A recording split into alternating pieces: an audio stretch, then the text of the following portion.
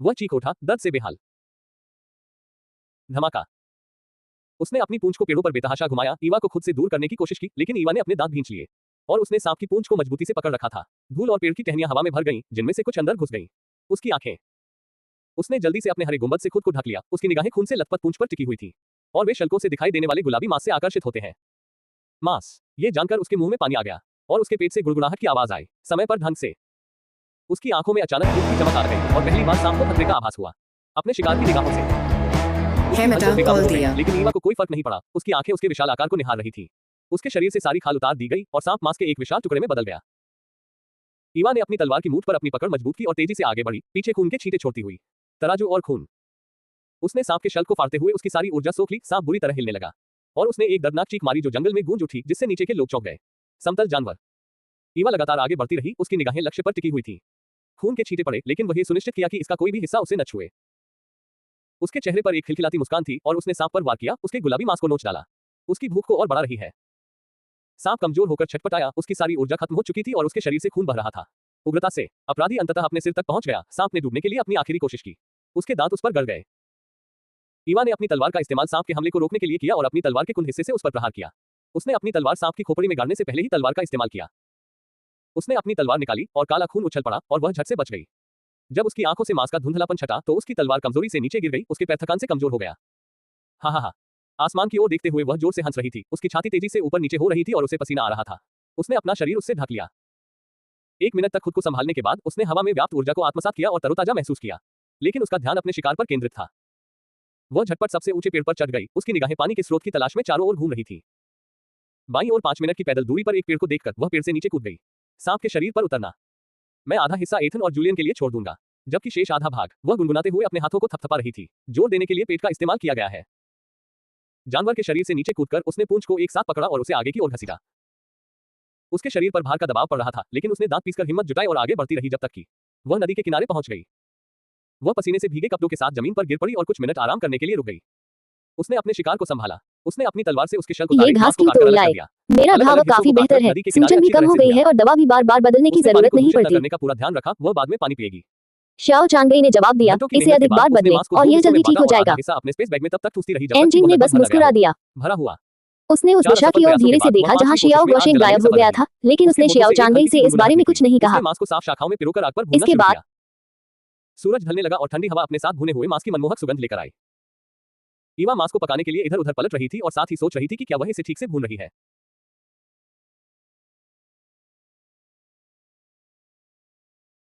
अध्याय 41।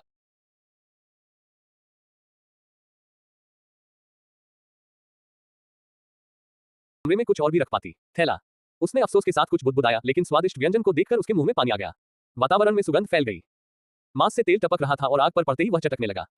अब और इंतजार न कर पाने के कारण ईवा तय हो गया कि काम पूरा हो गया है। गर्मी की परवाह न करते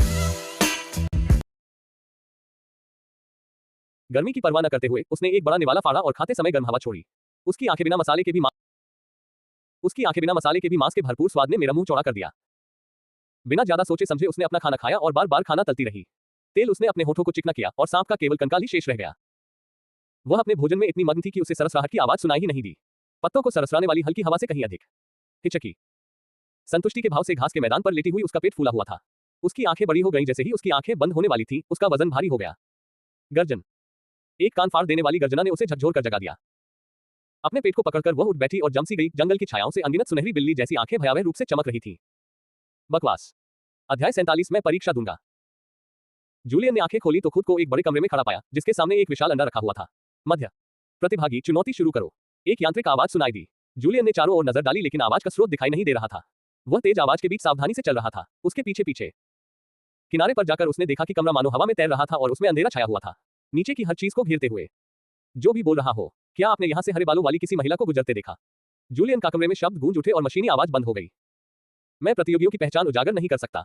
यदि आप अपने मनचाहे व्यक्ति को पाना चाहते हैं तो आगे बढ़ें। कसौटी। मशीनी आवाज सुनाई दी और जूलियन ने उसके जवाब से असंतुष्ट होकर भौहें चढ़ा ली। क्या तुम्हारा मतलब है कि उसे भी इस चुनौती से गुजरना पड़ा? जूलियन ने पूछा और आवाज मौन ही सबसे अच्छा उत्तर था। मैं परीक्षा दूंगा। जूलियन सहमत हो गया। उसकी निगाहों में ईवा को देखने की तीव्र इच्छा थी। उसे उम्मीद थी कि वह जहां भी थी सुरक्षित थी। वह उसे फिर कभी अपनी नजरों से ओझल नहीं होने देगा। उसे कैद करने की उस बेकाबू अधिकारवादी इच्छा को दबाने के लिए उसने गहरी सांसें ली। चुनौती शुरू होती है। आप छोड़ने के लिए कह सकते हैं लेकिन आपकी वृद्धि और आपका बच्चा इनाम रद्द कर दिया जाएगा। जूलियन के परीक्षण के लिए गायब होते ही आवाज ने सलाह दी। आधार। ईथन भी कमरे में दाखिल हुआ और उसने भी वही मांग रखी और चुनौती में शामिल हो गया। ईवा को जल्द ही देखने की उम्मीद। उस आवाज ने उन्हें इस बात से अवगत नहीं कराया कि प्रतियोगी कभी भी अलग अलग टावरों का उपयोग करके एक ही परीक्षण स्थल पर नहीं मिल सकते थे। प्रवेश द्वार। तो उनकी परीक्षा शुरू हुई। उनकी शक्ति के स्तर के कारण जंगल के जानवर उनसे कहीं अधिक शक्तिशाली थे। ईवा को सामना करना पड़ा। उन्हें अलग अलग स्तर की चोटें आई, लेकिन उन्होंने ईवा की पसंद की चीजें इकट्ठा कर ली। उन्हें नींद से वंचित रखा गया और दिन के हर पल उन पर हमला किया जाता था। ईवा का ख्याल facing those beasts only fueled their urgency to find her, but no matter how far they looked in the forest, there was no sign of Eva. समय बीतने के साथ साथ एथन का चेहरा और भी ठंडा होता गया। उसने अपना सारा गुस्सा उस जानवर पर निकाल दिया जिसने उस पर हमला किया। उसके फटे हुए कंधे खून से लथपथ थे, लेकिन उसने तीनों विशालकाय जानवरों को वहीं रोक दिया और अपना हाथ घुमा लिया। बर्फ नुकीली बर्फ की डंडियों में बदल गई और उनकी खोपड़ी को छेद दिया। उसने अपने घावों पर पट्टी बांधी और उसने ईवा की तलाश जारी रखी। जंगल में जूलियन हॉन्ट रहा था। चारों ओर जानवरों के कटे हुए अंग बिखरे पड़े थे। वह उसकी हालत भी कुछ खास अच्छी नहीं थी। पंजे के घावों से उसके पेट से खून बह रहा था, उसके दूसरे हाथ विस्थापित। लेकिन वह रुका नहीं और ईवा की तलाश जारी रखी। तारांकन तारांकन। स्थान में अचानक परिवर्तन होने से ईवा भ्रमित हो गई थी। फुफकार, वह कूदकर उस पर चढ़ गई। झुलसती हुई जमीन को निहारते हुए वह अपने आसपास के माहौल को देखते हुए लगभग रोने लगी थी। ज्वालामुखी की चोटियों से पिघला हुआ लावा फूट पड़ा और फटी हुई पथरीली जमीन बहने लगी। लावा के साथ उबलते हुए पिघले हुए पदार्थ से चट्टानें ऊपर उठती ही हवा में सफेद तीखा धुआं भर गया। नदियां, बस मुझे बता दो कि तुम मेरी जिंदगी चाहते हो। ये किस तरह का घटिया टेस्ट है? क्या यह इसके लिए बना भी है? मनुष्य, खांसी। उसने खांसा, धुएं से उसकी आंखों में जलन हो रही थी और उसका गला दुख रहा था। उन्हें पानी पिलाया। उसे ये देखने का मौका ही नहीं मिला कि उसके कपड़े बिल्कुल नए जैसे थे। जो बात उसे अंदर से भर रही थी, उसका मन इस निर्जन स्थान से भागने की कोशिश कर रहा था, अन्यथा वह गर्मी से झुलस जाएगी। वो दोनों पैरों पर उछलते हुए आगे बढ़ी। उसके नीचे की जमीन उबल रही थी। आंसू आंसू उसके गालों पर बह गए और उसकी आंखों के कोने झुंझलाहट से लाल हो गए। हवा में सल्फर की गंध भरी हुई थी, जिससे उसकी आंखों में जलन हो रही थी, गले में जलन हो रही थी और उसे सांस लेने में कठिनाई हो रही थी, ताकि वह सांस ले सके। उसके कपड़े पसीने से भीगे हुए थे, जो उसके शरीर से चिपक गए थे। जैसे जैसे वह आगे बढ़ती गई, समय बीतता गया। जैसे जैसे समय बीतता गया, उसके कदम भारी होते गए और खांसी से उसकी दुर्गंध बढ़ती गई, जिससे उसका दर्द और बढ़ गया। फेफड़े। वह आराम करने ही वाली थी कि उसकी निगाहें भारी होने लगी और वह पथरीली जमीन पर गिर पड़ी। नीचे की गर्मी से उसकी त्वचा लाल हो गई थी। वह दर्द से कराह उठी, लेकिन उसकी पलकें इतनी भारी थीं कि उसकी आंखें बंद हो गईं और वह बेहोश हो गई। बस एक पल के आराम के लिए। उसकी ओर एक तेज टीटी की आवाज आई। खतरे के प्रति उसकी संवेदनशीलता, जो पहले से ही तीव्र हो चुकी थी, निराशा के जंगल में उसके शरीर ने उसके दिमाग से पहले प्रतिक्रिया दी। रास्ते से हटते हुए पिघली हुई चट्टान जमीन में धंस गई, जिसे उसने अभी अभी दूसरी बार रखा था। पहले जमीन फटने से धुआं हवा में भर गया और पिघला हुआ लावा बाहर निकलने लगा। मैदान। ईवा का दिल जोर से धड़क रहा था। वो लगभग मर ही गई थी। वह आगे बढ़ी और खुद को जगाए रखने के लिए हवा में मौजूद ऊर्जा को सोखने की कोशिश की, लेकिन जब उसकी शक्तियां काम नहीं कर रही थी तो उसका चेहरा बिगड़ गया। उसने पूरी एकाग्रता के साथ दोबारा कोशिश की, लेकिन नतीजा वही रहा। उसने अपने स्पेस बैग में मौजूद उपचार औषधि का उपयोग करने का फैसला किया, लेकिन जब वह ऐसा नहीं कर पाई तो वह हैरान रह गई। उसके बैग की भी जांच न करें। अब ये तो सरासर गंदी चाल है। वह गुस्से से चिल्लाई, जिसके बाद उसे दर्द भरी चीखें सुनाई दी। खांसी। फिर से सीटी की आवाज आई और ईवा ने ऊपर देखा तो 3 पत्थर उसकी ओर आते हुए दिखाई दिए। उल्कापिंडों की तरह दिशा। ईवा तेजी से आगे बढ़ी, अपने भारी शरीर को आगे धकेलते हुए। पत्थर उसके पास से उड़ते हुए सीधे उसी जगह पर जा गिरे जहां वह कुछ क्षण पहले खड़ी थी। उसकी क्षमताओं का आकलन करें। ईवा ने गौर किया कि अगर वह चलना बंद कर दे तो ज्वालामुखी उस पर पत्थर फेंकेगा, जिनमें से कुछ पिघले हुए होंगे, कुछ लावा की चट्टानें हैं और कुछ बस गर्म चट्टानें हैं।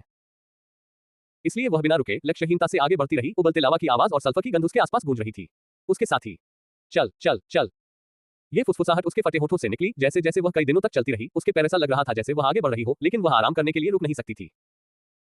उसकी सारी ऊर्जा खत्म हो गई और केवल एक खाली लाल चेहरा रह गया जो जीने की जरूरत से प्रेरित था। और उनके पास लौट आए। भूख और प्यास से उसका पेट गुड़गुड़ा रहा था, लेकिन अपनी बुनियादी जरूरतों को पूरा करने का उसके पास कोई साधन नहीं था। जरूरतें। इससे उसे वह समय याद आ गया जब वह हमेशा भूखी रहती थी, लेकिन फिर भी काफी सचेत रहती थी। मानव मांस नहीं खाना चाहिए। उसके पैर कमजोर पड़ गए और वह जमीन पर गिर पड़ी, लेकिन वह आगे रेंगती रही, ये जानते हुए कि अगर वह रुक जाती तो पत्थर गिर पड़ते। उसकी हथेलियां गर्म जमीन पर दबी हुई थी। उसकी त्वचा हर बार रेंगते हुए वह खून के निशान छोड़ती जा रही थी, जिससे शरीर में तेज जलन और चीर फाड़ हो रही थी। चल चल, उसके फटे होठों से फुसफुसाहट निकली। उसकी आंखें सूजी हुई लाल थी और फेफड़ों में दर्द हो रहा था। दर्द से तड़पती हुई उसने दर्द से अपने दांत भींच लिए, क्योंकि उसकी फटी हुई त्वचा गर्म सतह पर दब रही थी। मैदान। उसे नहीं पता था कि वह कितनी दूर या कितने समय तक चली थी, लेकिन उसका शरीर अब प्रतिक्रिया नहीं दे रहा था। वह जमीन पर लेटी हुई थी और जागते रहने के लिए पलकें झपका रही थी। उसकी आंखें बंद थीं। उसका भीगा हुआ सिकुड़ा हुआ शरीर गर्म जमीन पर पड़ा था। सफेद धुआं चक्कर लगा रहा था। उसके चारों ओर ज्वालामुखी फट गया, जिससे 50 पिघली हुई चट्टानें आसमान में उड़ गईं। जमीन से उठती धुंध ने गर्म चट्टानों को उछाल दिया। वे आकाश में छा गए और तेज सीटी जैसी आवाजें निकालने लगे। जैसे ही वे जमीन पर बेहोश पड़ी, ईवा की आकृति की ओर बढ़े, उन्हें आवाजें सुनाई दी। अध्याय 48। ठीक है, आपने कर लिया। ईवा का शरीर घने जंगल से होकर तेजी से गुजरा। उसके पीछे गर्जना की आवाजें गूंज रही थीं। दौड़ने से उसका कभी फूला हुआ पेट अब सपाट हो गया है। वह बाईं ओर हट गई और एक एक विशाल छाया पेड़ों पर भी चढ़ गई। तेंदुए के काले फर रात के अंधेरे में घुल मिल गए। उसके नुकीले दांत चंद्रमा की रोशनी में चमक रहे थे। ठंडी रोशनी। वह अपने पंजे फैलाकर ईवा की ओर झपटा। फाड़ना। उसके कपड़े फट गए और पंजों के खरोंचने से उसकी पीठ पर असहनीय दर्द होने लगा। ईवा ने चीख को दबाने के लिए अपनी जीभ काट ली और तुरंत आसपास की ऊर्जा का उपयोग करके खुद को ठीक करने लगी। उसके घाव, फटे हुए मांस के टुकड़े अपने आप जुड़ गए। लेकिन तेंदुआ अन्य सभी जानवरों की तुलना में अधिक दृढ़ था और उसका पीछा करता रहा। जैसे उसके पंजे वह उसकी ओर झपटी, ईवा की हरी आंखें गुस्से से काली पड़ गईं। उसका पेट पहले से ही भरा हुआ था और वह मांस बर्बाद नहीं करना चाहती थी। लेकिन उस जानवर की जिद ने मजबूर कर दिया उसका हाथ। वह पीछे की ओर पलटी, तलवार निकाली और उस भ्रमित जानवर की ओर निशाना साधा। उसने अपनी तलवार से जानवर की छाती में वार करते हुए उसके पंजों पर पैर रख दिया। जब उसने भौहें चढ़ाई तो जानवर की सख्त चमड़ी के कारण केवल उसका सिरा ही अंदर जा सका। गर्जन। उसके इस प्रयास पर जानवर ने भयंकर दहाड़ मारी। ईवा का चेहरा उसके चेहरे से कुछ इंच ही दूर था, क्योंकि वह बहुत गंदा था। खून से सनी सांसें उस पर पड़ी, हवा के झोंके से उसके गाल लहरदार हो गए। ईवा की आंखों से घृणा के आंसू टपक रहे थे। उसने उल्टी करने की तीव्र इच्छा को काबू में किया। एक और जानवर उसकी ओर झपटा, जिसकी तलवार तेंदुए के शरीर में फंसी हुई थी। तेंदुए को महसूस हुआ कि उसके शिकार पर नजर रखी जा रही है और वह जानवर की ओर झपटा, जिससे ईवा को एक मौका मिल गया। उसे अपनी तलवार को हुक से निकालकर भागने का मौका मिल गया। वह जानवर उससे लड़ता है, तेंदुए के नुकीले दांत जानवर की गर्दन में धंस जाते हैं और उसे फाड़ देते हैं। खुला, उसके फर पर खून लगा हुआ था और उसने अपने शिकार की ओर मुड़कर हवा को सूंघा। उसके पीछे भागते हुए, तस्क, ये जानवर इतना जिद्दी क्यों है? ईवा ने निराशा में अपनी जीभ चटकाई। सोच रहा हूं कि उसने उसके बच्चों को मार डाला, बाकी सबने ऐसा करना बंद कर दिया था, लेकिन वह अकेला ऐसा जीव था जो उसे मारने के लिए निकला था। ठीक है, तुमने कर दिया। ईवा रुक गई और पीछे मुड़ गई, उस जानवर का सामना करने के लिए तैयार थी। अच्छी नींद ले। उसे ये भी नहीं पता था कि यह तथाकथित परीक्षा कब समाप्त होगी, उसे अपनी पूरी ताकत की जरूरत थी। तेंदुआ 2 पेड़ों की दूरी पर रुक गया और उसे ध्यान से देखते हुए कर्कश गुर्राहट करने लगा। तेज, बिल्ली जैसी आंखें। एक पल के लिए दोनों ने एक दूसरे को घूरने के बाद एक साथ आगे की ओर छलांग लगाई। ईवा की शरीर और तलवारें एक हरे गुंबद से घिरी हुई थी, उसकी तलवार उससे टकराए। हवा में तेंदुए के पंजे। चीख। जब तलवार तेंदुए के पंजों से टकराई तो चिंगारियां उड़ने लगी। इस टक्कर से ईवा तेजी से नीचे गिर गई। पीछे की ओर जाते हुए वह एक पेड़ से टकरा गया। टकराना। उस प्रहार से उसकी सांस फूल गई और तलवार पकड़े हुए उसके हाथ दर्द से सुन्न हो गए। उस दरिंदे ने उसे संभलने का समय भी नहीं दिया और हमला कर दिया। उसके नुकीले दांत जान से मारने के लिए तड़प रहे थे। ईवा ने आखिरी क्षण में खुद को बचाया और जानवर की पीठ पर कूद गई। उसके हाथों ने उसके फर को कसकर पकड़ लिया। जैसे ही उसने उसकी ऊर्जा को अवशोषित किया, उसने उसे कसकर पकड़ लिया। गर्जन। जानवर दहाड़ा और पेड़ से टकराया, ईवा को नीचे फेंकने की कोशिश कर रहा था, लेकिन उसने कसकर पकड़ रखा था। तेज हवा उसके चेहरे पर पड़ रही थी और वह रेंगते हुए उसके सिर की ओर बढ़ रही थी। अपनी पूरी ताकत जुटाकर उसने अपनी तलवार को जानवर की गर्दन में घुसा दिया और जोरदार प्रहार किया, इसे और गहराई में डुबाने के लिए। जानवर दर्द से कराह उठा और छटपटाने लगा, तभी ईवा की आधी तलवार दिखाई दी। दूसरा पहलू। वह मर गया और सिर के बल जमीन पर गिर पड़ा। ईवा को चलने से बचने के लिए तुरंत उसके शरीर से दूर हट गई। इसके वजन से मौत हो गई। ईवा एक पेड़ की शाखा से लिपट गई। थकान और अकेलेपन के कारण उसकी छाती तेजी से ऊपर नीचे हो रही थी। उसके अपने पिछले जीवन में उसके साथ उसके ज़ोंबी रिश्तेदार और उनकी गर्जनाएं थीं। अपनी किताबों के साथ उसे परीक्षा पूरी करके एथन और जूलियन के पास लौटना था, जो इस दुनिया में उसका एकमात्र परिवार थे। दुनिया। उसने वादा किया कि वह फिर कभी भोजन के धोखे में नहीं आएगी। जम्हाई लेना। वह पेड़ की शाखा पर सो गई। अगले दिन, तारांकन। Swish swish. ईवा ने उस आवाज पर भौहें चढ़ाई और आंखें खोलकर देखा तो उसके ऊपर एक साया मंडरा रहा था। यह तस्वीर उसके दिमाग में पूरी तरह से बैठ पाने से पहले ही उसे एक जबरदस्त ताकत ने ऊपर खींच लिया। इंतजार। ईवा चीखी, उसकी आवाज जंगल में गूंज उठी और चील उड़ गई। Across the sky with its claws holding her shoulders. हवा के तेज झोंकों से ईवा मुश्किल से अपनी आंखें खोल पा रही थी। उसे महसूस हो रहा था जैसे हवा उसके अंदर घुस रही हो। उसके खुले मुंह से उसका पेट। उसके बाल दर्दनाक तरीके से उसके चेहरे पर लग रहे थे, जिससे उसे बहुत असहज महसूस हो रहा था। उसने झांका, उसने अपनी आंखों में हवा से बचाव के लिए नीचे की ओर देखा, और जब उसने देखा तो उसका दिल एक धड़कन चुक गया। जिस ऊंचाई पर वे उड़े। मुझे ड्रॉप करें। नहीं, मुझे गिराने की हिम्मत मत करना। अगर तुमने मुझे जाने दिया तो मैं तुम्हारी सारी संतानों को मार डालूंगा। ईवा वह चीख पड़ी और झट से अपने शब्द बदल दिए। अगर वह इतनी ऊंचाई से गिरती तो वह पूरी तरह से कुचलकर लुगदी बना दी गई। ईवा के दिन की शुरुआत इसी तरह होती थी। वह चील को मारकर नीचे उतरने में कामयाब हो जाती थी, पहाड़ की उस चट्टान पर जहां उसे भोजन के लिए रखा गया था। इस जंगल में सब कुछ उसके पीछे पड़ा हुआ प्रतीत हो रहा था। ईवा पेड़ों के बीच से तेजी से भागी, जिसका पीछा किया जा रहा था। उसे भागने के लिए जानवरों को मारना या बेहोश करना पड़ा। कई सप्ताह बीत गए। ईवा की निगाहें तेज हो गईं। रोजमर्रा के खतरों से निपटने के लिए उसकी प्रतिक्रिया चरम सीमा तक पहुंच गई। एक पेड़ के पास सो रही थी। उसकी पीली त्वचा लंबे बालों के साथ टैन हो गई थी। उसका शरीर सुडौल हो गया था। उसे हर दिन जो अभ्यास करना पड़ता था, भागना और लड़ना। एक खामोश जानवर जमीन पर रेंगता हुआ आया, उसकी सोई हुई आकृति को घूरता हुआ और उस पर झपटा। सोते हुए शिकार पर ईवा ने सोते हुए ही हमला कर दिया। आंखें खोले बिना ही उसने अपनी तलवार आगे की ओर चलाई और जानवर की गर्दन कट गई। चीरकर खोल दिया गया। खून की दुर्गंध से ईवा की नींद खुल गई और अपने बगल में एक मृत जानवर को देखकर उसे आश्चर्य नहीं हुआ। यह एक नियमित प्रक्रिया बन गई थी। जब परीक्षण पूरा हो जाएगा तो मैं इस जंगल को जलाकर राख कर दूंगा। ईवा गुस्से से चीख उठी। हुआ सोते समय, खाना खाते समय या शौच करते समय भी उसका पीछा किया जाता था। क्या इन दरिंदों को उससे कोई दुश्मनी है? दिन के हर पल वे उसके पीछे पड़े रहते हैं, मानो वह भोजन का एकमात्र स्रोत थी। जैसे कि उसकी अनुपस्थिति में भी उनका जीवन ठीक ठाक नहीं चल रहा था। उसने खुद को झाड़ा और एक तरफ हट गई, तभी एक जानवर झपट्टा मारकर उसके पास से गुजरा और एक पेड़ से टकरा गया, एक जोरदार धमाके के साथ। ईवा के माथे पर झंझनाहट हुई। उसने अपनी तलवार उठाई और दिशाभ्रमित लोगों की ओर बढ़ी। भेड़िया। अपनी तलवार के कुंद हिस्से से उसने चिल्लाते हुए कहा, मुझ पर हमला करना बंद करो। मैं तुम्हें थप्पड़ मारूंगा जब तक तुम सीख न जाओ, तब तक भेड़िए जैसी पूंछ हिलाते रहो। अपने जैसे लोगों से सीखो। ईवा ने छिपे हुए प्राणी पर चिल्लाते हुए कहा। वन। वाह। उस जानवर की दर्द भरी चीखों ने अंधेरे में छिपे दूसरे जानवर को हरकत में ला दिया। पीछे उन्होंने देखा कि ईवा ने अपना सारा दबा हुआ गुस्सा उस जानवर के पिछले हिस्से पर निकाल दिया। उन्हें आश्चर्य हुआ कि क्या उस इंसान ने अपना आपा खो दिया था। ईवा थक गई और उसने उस बदकिस्मत को छोड़ दिया। जानवर। वह नहाने के लिए नदी की ओर चल पड़ी, अपने कपड़े उतारकर पानी में उतर गई, हाथ में खंजर लिए हुए। 2 मिनट के भीतर ही नुकीले दांतों वाली मछलियां उसकी ओर झुंड बनाकर उमड़ पड़ी, मानो उसे खाने के लिए तैयार हो। काटना। लेकिन ईवा तैयार थी, उसने अपनी कटार के एक ही वार से उन सभी को मार डाला और जल्दी से धो डाला इससे पहले कि मछलियों का एक और झुंड आ जाए। उसने अपने कपड़ों से धूल झाड़ी, जो धूल की वजह से मानो अपनी आखिरी सांसें थमने को तैयार थे। उस पर आंसू और नाखूनों के निशान थे। वह हमेशा की तरह जंगल में घूमती रही और अजीबोगरीब पौधे और फल चुनती रही। उसने इसे संरक्षित किया, उसने फलों के बीज तोड़ लिए ताकि वापस आकर उन्हें बो सके। उसने स्वादिष्ट फल चुने, ईथन और जूलियन के लिए। भिनभिनाहट की आवाज सुनकर उसकी निगाहों में दृढ़ संकल्प की चमक आ गई। आज का दिन है, मैं उनका शहद चुरा लो, चाहे कितनी भी तकलीफ हो, तुम इसे कर सकते हो। वह काफी समय से इस शहद पर नजर रखे हुए थी, लेकिन वे मधुमक्खियां बहुत ज्यादा नखरे दिखा रही थीं। वे उसके बहुत करीब जाने के कारण उसके पूरे शरीर पर डंक लग गए। उसने चोरी करने के बारे में सोचा भी नहीं। शहद। अपने स्पेस बैग से एक फर निकालकर उसने उसे कसकर अपने ऊपर लपेट लिया और दौड़कर उस ओर चली गई। मधुमक्खियों का छत्ता, वे उसकी ओर दौड़ी, उनकी भिनभिनाहट की आवाज खुले मैदान में गूंज रही थी। हमला किया। ईवा को कोई परवाह नहीं थी और उसने पेड़ से शहद तोड़कर अपने स्पेस बैग में रख लिया। वह भाग निकला। जैसे ही वह तेजी से आगे बढ़ी, अचानक जंगल में एक यांत्रिक ध्वनि गूंज उठी। प्रतियोगी ने निराशा के जंगल की परीक्षा उत्तीर्ण कर ली। अगले स्थान पर स्थानांतरण 3.2.1। मधुमक्खियों की गुंजन भरी आवाज के बीच ईवा गायब हो गई। अध्याय 49। वाह, मैंने खुद को हरा दिया। उसके सामने वह स्वयं खड़ी थी। शरीर की बनावट, कद, बालों का रंग, सब कुछ बिल्कुल एक जैसा। वॉइस, मेरा प्रतिद्वंदी कहाँ है?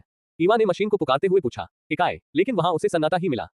हाँ, बहुत मजेदार, अब मजाक खत्म। ईवा ने झट से अपनी हमशक्ल से किनारा कर लिया। आक्रमण करना। ईवा ने गौर किया कि ठीक इसी तरह उसने हमला किया और वह अवाक रह गई। वह बस इतना ही कह सकी, बचने पर ध्यान केंद्रित करें। जब भी ईवा ने वार किया, उसकी हमशक्ल ने बड़ी आसानी से उसका जवाब दे दिया। ईवा वह उदास और गुस्से से भरी हुई थी। जब उसकी चालें नाकाम हो रही थी तो वह कैसे जीत सकती थी? क्या चाय के साथ कुछ पड़ा जा रहा है? वह केवल बचने की कोशिश कर रही थी और साथ ही उसने जो भी नए दांव सीखे थे, उन्हें याद करने की पूरी कोशिश कर रही थी। जूलियन की तलवारबाजी की चालों को याद करते हुए ईवा ने बड़ी मुश्किल से अपनी तलवार घुमाई और वार को अंजाम तक पहुंचाया। हमला तो हुआ, लेकिन यह उसकी हमशक्ल को भ्रमित करने और वार करने के लिए काफी था। उसकी तलवार उसके कंधों को चीरती हुई निकल गई, जिससे एक गहरा घाव हो गया। तब ईवा को यह बात समझ में आ गई, उनमें अंतर। लड़ाई इसी तरह जारी रही। ईवा मौके पर ही बेतरतीब दांव पेच आजमा रही थी। वह कुछ खास थी, तेज दिमाग वाला। वह इतनी अच्छी कैसे हो सकती है? अपने चेहरे पर गर्व भरी मुस्कान लिए वह उछली और उसके किनारों पर जोरदार लात मारी। दरार। ईवा को किसी भी प्रकार का शारीरिक दबाव महसूस नहीं हुआ और इससे उसे कोई नुकसान नहीं पहुंचा। यह उसके जैसी दिख सकती है, लेकिन दरअसल वह बिल्कुल ही एक अलग प्राणी था। ईवा को भी कुछ चोटें लगी, लेकिन उसकी पढ़ने की कुशल क्षमता के कारण इसे टाला नहीं जा सका। हर चाल वह लड़ते लड़ते खुद को ठीक कर रही थी। मानव मांस और हड्डियों के टूटने की आवाजें गूंज रही थी। अखाड़ा। घंटों की लड़ाई के बाद ईवा ने थकान के पहले लक्षण दिखते ही खुद को ठीक कर लिया, जबकि उसकी हमशक्ल के चेहरे पर कोई भाव नहीं था। उसके शरीर से खून बह रहा था, लेकिन उसमें किसी तरह के लक्षण नहीं दिख रहे थे। दर्द से उबरना या उससे पीछे हटना। ईवा ने उसके अजैब व्यवहार को देखा और हताशा में आह भरी। वह वापस जाना चाहती थी जूलियन और एथन के लिए, लेकिन यह परीक्षा लगातार खींचती ही जा रही थी। ईवा की आंखें काली पड़ गईं, उसका गुस्सा अंदर ही अंदर उबल रहा था और उसके हमले बढ़ते गए निर्दय होकर उसकी तलवार ने दूसरे हाथ को कंधे की हड्डियों से पूरी तरह अलग कर दिया। उसके मुक्के की ताकत से उसका पेट मरोड़ उठा और वह धड़ाम से जमीन पर गिर पड़ी। टकराना। ईवा उछलकर खड़ी हो गई और इस दौरान ही उसने खुद को ठीक कर लिया। कोने से खून रिस रहा था। उसने अपने होठों को उसके शरीर के एक और हिस्से को काटते हुए काट दिया, बदले में उसे अपने ऊपर हमला झेलना पड़ा। व्यक्ति। यह समझौता जारी रहा। ईवा के पैर और हाथ जोड़ टूटने के कारण ढीले लटक रहे थे, लेकिन उसका हमशक्ल और भी बुरी हालत में था। उसके पास लड़ने के लिए हाथ पैर नहीं थे और वह केवल अखाड़े में पड़ा रह सकता था। ईवा ने गहरी सांस ली। ठीक हो रही थी खुद को और इस प्रक्रिया में अपनी हड्डियों को फिर से ठीक करना। जैसे ही उसकी हड्डियां अपनी जगह पर वापस आई, उसके होठों से आहें और सिसकियां निकलने लगी। हाँ, मैं हूं, बहुत थक गया हूं। ईवा कांपती हुई आवाज में बुदबुदाई, बीच में फंसी अपनी हमशक्ल को घूरते हुए। आंदोलन। वाह, मैंने खुद को हरा दिया। मैं प्रेरित महसूस कर रहा हूं या नहीं? मुझे किन भावनाओं का अनुभव करना चाहिए? महसूस करें शू। उसने अपनी ठुड्डी पकड़ ली और खुद से कुछ बुदबुदाने लगी। उन ज्ञानवर्धक उपन्यासों को पढ़कर व्यक्ति को प्रेरणा मिलती है और वह विकास और ज्ञान से परिपूर्ण हो जाता है। लेकिन उसका दिमाग बिल्कुल खाली था। उसे थकावट के अलावा कुछ भी महसूस नहीं हो रहा था। अरे, इसे भूल जाओ, मुझे बाद में याद आ जाएगा। उसने इसे नजरअंदाज कर दिया और एक चीज बाहर निकाली। उसने अपने स्पेस बैग से भुना हुआ मांस निकाला। वॉइस सैन। आवाज का इंतजार करते हुए उसने चिल्लाकर अपने मांस का एक बड़ा टुकड़ा खाया। उसे विजेता घोषित करो। चबाते समय उसके गाल भरे हुए थे, लेकिन उसकी आवाज में कुछ अस्पष्टता थी, नहीं उसे जवाब देते हुए। वह वहां बैठ गई और अलग अलग तरह का भुना हुआ मांस और एक बांस का प्याला लेकर आई जिसमें कुछ भरा हुआ था। पानी। इसी बीच एथन और जूलियन अपनी सहन शक्ति की परीक्षा का सामना कर रहे थे। वे हैरान थे, ऐसा भूदृश्य जिसमें मैंने पहले कभी ज्वालामुखी जैसी चीज नहीं देखी थी। जंगल में वापस आकर उनका सारा ध्यान ईवा को खोजने पर केंद्रित था और उन्होंने इस बात पर ध्यान नहीं दिया कि भूमिगत शहरों की तरह सूर्य कृत्रिम नहीं था।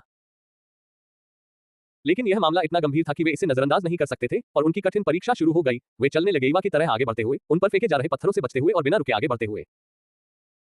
कालकोठरी में रहने से उनके दिमाग पहले से ही तेज हो चुके थे, इसलिए उन्हें कोई मानसिक दबाव महसूस नहीं हुआ, बल्कि केवल शारीरिक वाले। लेकिन वे आगे बढ़ते रहे, ये सोचकर कि ईवा को भी ऐसी स्थिति का सामना करना पड़ सकता था। उन्हें बहुत हिम्मत मिली। उन्हें बेचैनी महसूस होती है और वे उसके पास पहुंचने के लिए बेताब रहते हैं। उन्हें उम्मीद थी कि अगर वह ऐसा नहीं कर सकी तो वह खुद ही छोड़ देगी। इसे संभालें। उसे इस बात की जानकारी नहीं थी कि नौकरी छोड़ना भी एक विकल्प है। जिस व्यक्ति के बारे में वे सोच रहे थे, वह अपने प्रतिद्वंद्वी के चारों ओर असमंजस में घूम रही थी। उसने अपने शरीर को छुआ। अरे यार, उन्होंने मेरे स्तनों का अनुपात ठीक से नहीं बनाया। यह मध्यम आकार का कैसे है? फिर भी न्यूनतम काफी छोटे हैं। ईवा ने ईवा 2 के शरीर की छानबीन की। वह उब चुकी थी, वह आवाज उसे जवाब नहीं देना चाहती थी और वह यहाँ फंसी हुई थी। शरीर निर्जीव और प्रतिक्रियाहीन है। अगर वह उसका जीवन समाप्त कर देती तो वह बेहद दयनीय दिखता, मानो घूर रहा हो। इस तरह की जगह। Humming at her thoughts, she brought out a sword and severed its head, putting her hands in a praying motion. Rest in peace. प्रतियोगिता समाप्त हो गई। उसके शब्दों पर उसकी हमशक्ल की आकृति चमक उठी। ईवा तेज रोशनी से बचने के लिए उसने अपनी आंखें ढंक ली। 1 मिनट बाद रोशनी कम हो गई और ईवा ने पलकें झपकाई और अपने हाथ हटा लिए। एक चांदी की अंगूठी थी, अखाड़े के बीचों बीच रखा गया। ईवा की निगाहें सावधानीपूर्वक चारों ओर घूमी और उसने अपनी तलवार की नोक से अंगूठी को कुरेदा। सुरक्षित हो। जब उसने देखा कि उस पर हमला करने के लिए कोई नहीं निकला, तो वह नीचे बैठ गई और अंगूठी उठा ली। महसूस करना उसकी उंगली पर ठंडी धातु थी और उसने प्रश्न चिन्ह से भरे चेहरे के साथ उसे टटोला। क्या उसे किसी दूसरी जगह नहीं भेजा गया था? क्या परीक्षण समाप्त हो गया है? उसके दिमाग में यही सवाल घूम रहा था। जैसे ही उसने अपनी उंगली में अंगूठी पहनाई, उसने सवाल पूछे। मैं लापरवाह था। ईवा को महसूस हुआ कि अंगूठी उसकी त्वचा को चुभ रही है और उसका खून चूस रही है।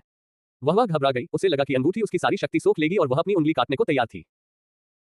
उसकी तलवार पहले से ही ऊपर उठी हुई थी, लेकिन अंगूठी की हरकतें जितनी तेजी से शुरू हुई उतनी ही तेजी से रुक गईं, जिससे ईवा को राहत महसूस हुई। उसे वाकई उम्मीद थी कि वह अपनी उंगली बचा लेगी। वह अंगूठी उतारने ही वाली थी, लेकिन वह फंसी हुई थी, चाहे वह कितनी भी जोर से खींचे। उसने अपनी उंगली मुंह में डाली और उसे निकालने की कोशिश की, लेकिन यह व्यर्थ था। इसके बजाय वह अंततः इस प्रयास में उसे चोट लग गई। उसके मन में एक विचार आया और उसने अपना स्पेस बैग खोलकर मांस का एक टुकड़ा निकाला। वह उसने अपनी उंगलियों पर बचा हुआ तेल निचोड़ा और खींचने ही वाली थी कि अचानक गायब हो गया। पलक झपकाते ही उसने खुद को वापस उसी तैरते हुए कमरे में पाया। अंगूठी खींचने की उसकी हरकतें भूल गई। आवाज, बाहर आओ। मैं वादा करता हूं कि मैं तुम्हें नहीं मारूंगा। हम सिर्फ बात करेंगे। ईवा की आवाज वह कोमल थी, लेकिन जब वह पीड़ाओं के बारे में सोचती थी तो उसके दांत घृणा से किटकिटाने लगते थे।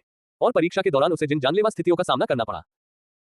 आवाज, प्रतियोगी को बधाई, आप इस परीक्षा को पूरा करने वाले अपनी तरह के पहले व्यक्ति हैं।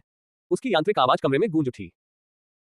अगर कोई इसकी आवाज में अंतर कर पाता तो उसे उसमें दूसरों के दुख में खुशी और पूरी प्रक्रिया देखने के बाद ईवा की प्रतियोगिता के प्रति सम्मान, उसका सुधार, उसका हार न मानना और फिर भी उसका चिड़चिड़ापन बरकरार रखना।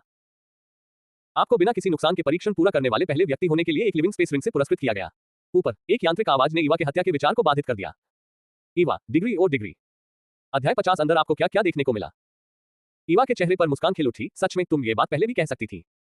ईवा की आंखें जैसे ही उसने अंगूठी को धीरे से रगड़ा, वह चमक उठी, मानो वह अपनी पिछली उग्रता के लिए माफी मांग रही हो। अंदर आओ। और उसके आसपास का माहौल बदल गया।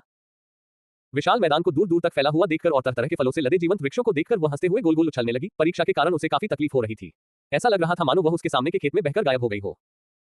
She sniffed the fresh air falling against the grassy ground and roared happily, I can eat whatever I want. Ha ha ha. After her joy passed, she left the space. वह इस खुशखबरी को एथन और Julian के साथ साझा करना चाहती थी और फिर वह सोचेगी किस कालकोठरी के जानवर को पकड़कर भोजन के रूप में पालना है, इस बारे में। आवाज ने उस राक्षस के अंडे की उत्पत्ति, उद्देश्य और उसके महत्व के बारे में बताना शुरू किया। प्रतियोगी, वह राक्षसी अंडा तुम्हें दिया जाएगा।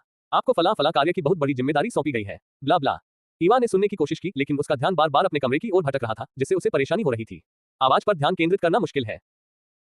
उसने केवल पहले कुछ शब्द ही सुने और बाकी सब कुछ उसे समझ नहीं आया, लेकिन उसने शांति से सिर हिलाया। गंभीर भाव।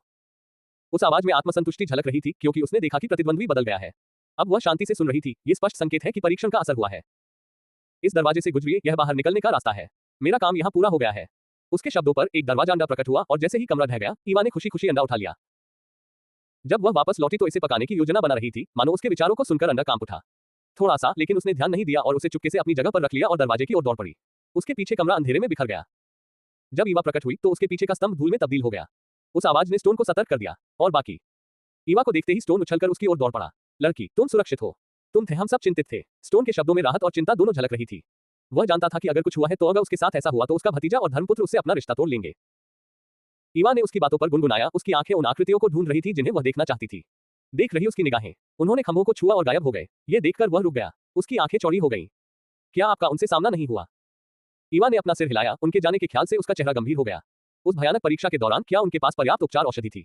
स्टोन की ओर मुड़ते हुए, वे कितने दिनों से अंदर थे? ईवा ने गंभीर स्वर में पूछा। स्टोन हैरान रह गया। दिन, अभी तो सिर्फ 30 मिनट ही बीते हैं। वे आपके तुरंत बाद चले गए। गायब हो गया। स्टोन का लहजा बहुत आत्मविश्वास से भरा हुआ लग रहा था। भले ही समय सही से काम नहीं कर रहा था या रेत घड़ी की सहायता के बिना, वह निश्चित रूप से हमेशा सही समय पर था। प्रयोग करते समय समय का ध्यान रखें।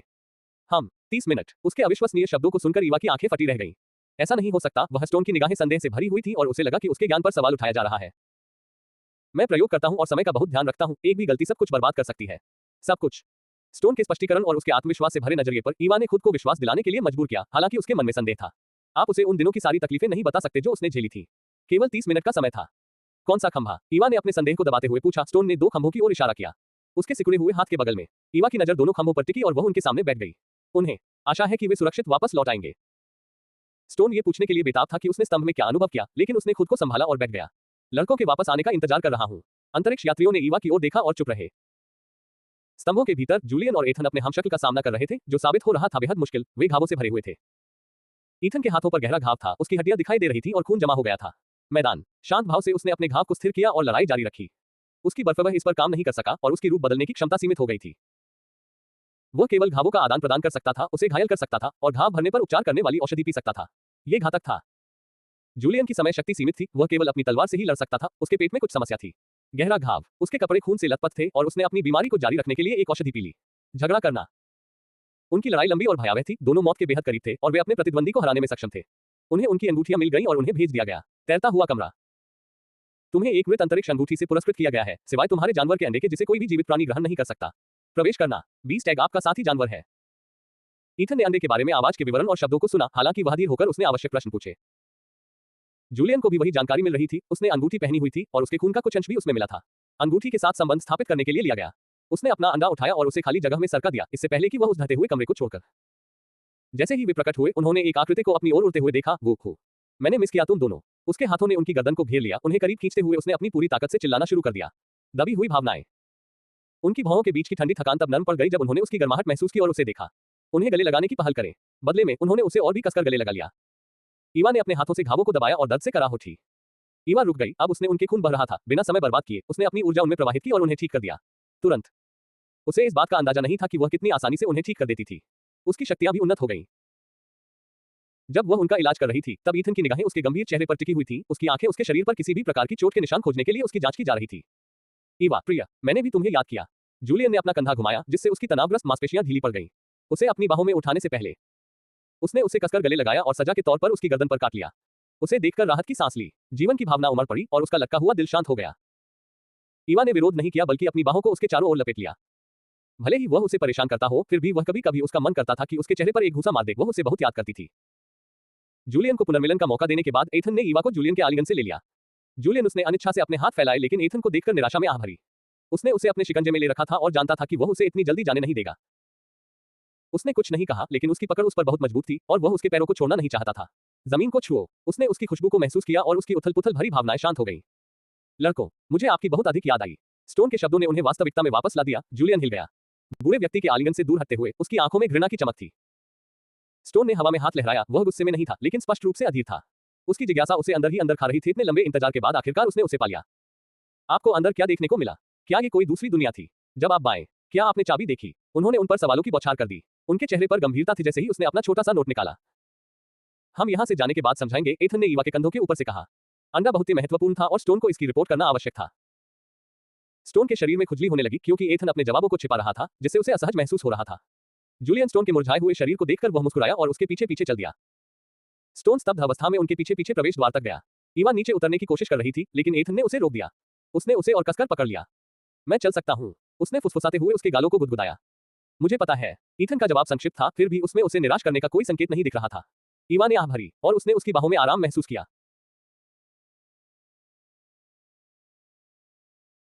वे उसी रास्ते से चले गए जिससे आए थे। बल ने उन्हें ऊपर खींच लिया, बिल्कुल अंत तक पहुंच गए। वे एक तेज रोशनी से गुजरे और कालकोठरी में पहुंच गए। ईवा की पलकें भारी होने लगी। एथन के शरीर की गर्माहट बहुत सुकून देने वाली थी और घटनाएं आज वह पूरी तरह थक गई थी। उसके होठों से एक जम्हाई निकली और वह आराम से लेट गई और गिर पड़ी। सो गया। ईथन ने उसकी धीमी सांसों को महसूस किया और उसे अपने करीब खींच लिया। उसे जगाने से बचने के लिए उसने अपनी गति धीमी कर दी। जूलियन ने हवस भरी निगाहों से ईवा को देखा। आज रात मैं उसे उसके बिस्तर से चुरा कर ले जाऊंगा, उसने कहा। उस भयानक अनुभव से गुजरने के बाद उसे पता चल गया था कि ईवा उसके लिए बहुत महत्वपूर्ण है। उसे अपने करीब रहकर उसकी सांसों को महसूस करने की जरूरत थी। वह सोच रहा था कि उससे मिलने के कुछ ही दिनों में वह इस स्थिति तक कैसे पहुंच गया, वह इतनी सहज कैसे हो गई, क्या वह उनके शंकालु दिलों में जगह बना पाएगी। उसे पूरा भरोसा है कि एथन भी यही महसूस करता है, भले ही वह इसे नहीं दिखाता है। उसके होठों पर एक मुस्कान आ गई। उसे इसका कोई पछतावा नहीं था। ये छोटी, भोली, मांसाहारी, नाटकीय लड़की ग्रीनहेड उसका था। अब वह उसके दिल में बस चुकी थी, वह उसे जाने नहीं देगा। जैसे ही उसने देखा, उसका दिल हल्का हो गया। उन्होंने अपनी भावनाओं को स्वीकार किया। अंतरिक्ष उपयोगकर्ता द्वारा अंतरिक्ष खोलने की प्रतीक्षा करते हुए उसकी उंगलियों ने उसके कुछ बालों को छू लिया। बालों को उंगलियों के बीच रगड़ते हुए फिर उन्हें छोड़ दिया। स्टोन ने दीवार पर एक निशान बनाया और फिर ताना बाना द्वार से तेजी से गुजर गया। वे बाहर चले गए कालकोठरी के बाहर और स्टोन इंतजार नहीं कर सका और उनके करीब चला गया। उसके चेहरे पर भाव थे। वे लगभग चिल्ला चिल्लाकर उनसे बात शुरू करने की गुहार लगा रहे थे। उसे मत जगाओ, एथन ने धीरे से कहा और स्टोन निराशा में लगभग रो पड़ा। उसकी आंखें जूलियन पर ध्यान केंद्रित किया। लड़के, भागने का कोई फायदा नहीं है। बड़ों का सम्मान करें। बोलना शुरू करो। जूलियन को ड्राइवर सीट की ओर घसीटा गया। जूलियन जानता था कि स्टोन अब और बर्दाश्त नहीं कर सकता था और अब विस्फोट होने ही वाला था। उसने ड्राइवर सीट खोली और स्टोन जल्दी से यात्री सीट पर बैठ गया। उसकी नीली आंखें जूलियन जब अपनी सीट बेल्ट बांध रहा था तब वह उसे घूर रहा था। जूलियन ने आराम से कार स्टार्ट की और स्टोन की चिड़चिड़ी जल्दबाजी का आनंद ले रहा था। लड़के, मैं तुम्हें अपनी शराब का कुछ हिस्सा दे दूंगा। स्टोन का लहजा विनती भरा था जैसे ही वह तैयार हुआ। अपनी प्रिय शराब से विदा लेना। जूलियन को अपने स्पेस बैग में चोरी हुई वस्तु का ख्याल आया और अंतरात्मा की एक कसक महसूस हुई। बातचीत शुरू कर दी। जूलियन ने स्टोन को चुनौतियों के बारे में समझाकर बात शुरू की। उसकी आवाज कार में गूंज रही थी, सबका ध्यान आकर्षित करते हुए। जूलियन को ऐसा लग रहा था कि यह परीक्षा उसे हत्या करने से कहीं अधिक किसी चीज के लिए प्रशिक्षित कर रही है। कालकोठरी के राक्षस। स्टोन का चेहरा नरम पड़ गया जब उसने उनके घातक परीक्षण के विवरण सुने और गले लगाया, खुद को राहत में पाते हुए। वह एथन का आभारी था कि उसने उसे समय पर रोक लिया, नहीं तो वह उन्हें पता नहीं होता कि उनकी मृत्यु कैसे होगी।